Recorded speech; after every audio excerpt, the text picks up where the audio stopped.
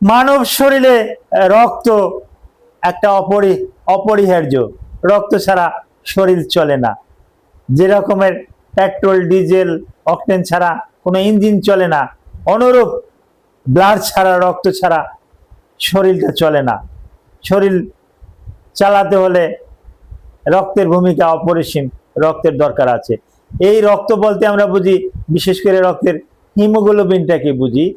এখন এই হিমোগ্লোবিনটা যদি কম থাকে তাহলে এটাকে বলি আমরা অ্যানিমিয়া। আবার এই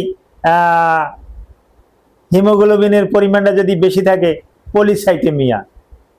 এখন এই পলিসাইটেমিয়া মানে হিমোগ্লোবিন বেশি হলে, অর্থাৎ রক্ত বেশি হলে এটাকে আমরা বলি পলিসাইটেমিয়া।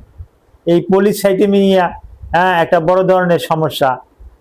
এই পলিসাইটেমিয়া সম্পর্কে কিছু আলোচনা করব। আলোচনাটি মনোযোগ সহকারে শুনুন।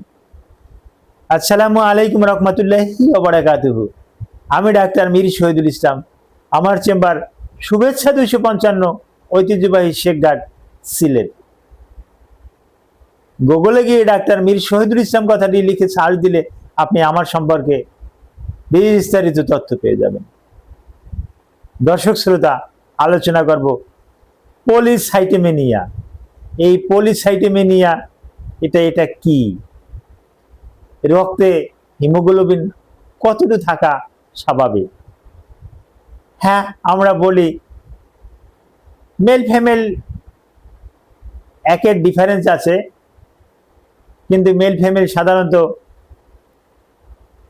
11 মিলিগ্রাম পার ডেসিলিটার থেকে 16 মিলিগ্রাম পার ডেসিলিটার এতটুকু থাকাটাই একজন পূর্ণবয়স্ক মানুষের জন্য যথেষ্ট। কিন্তু যদি রোগী নিচে নেমে যায় তাহলে অ্যানিমিয়া, কিন্তু 16-র উপরে উঠে গেলে পলিসাইটেমিয়া। এই পলিসাইটেমিয়া সম্পর্কে কিছু আলোচনা না করলে নয়। এটা হিমোগ্লোবিনটা বিভিন্ন কারণে বাড়তে পারে। এটা বিভিন্ন রোগ থেকে হইতে পারে। শরীরে ইনফেকশন থাকলে অনেক সময় হয়, পেরিটোনাইটিস থাকলে এরকমের হয়, বোন ম্যারোর কিছু রোগ থাকলে এটা বাড়তে পারে। তো এটা বাড়লে লক্ষণগুলো কি কি?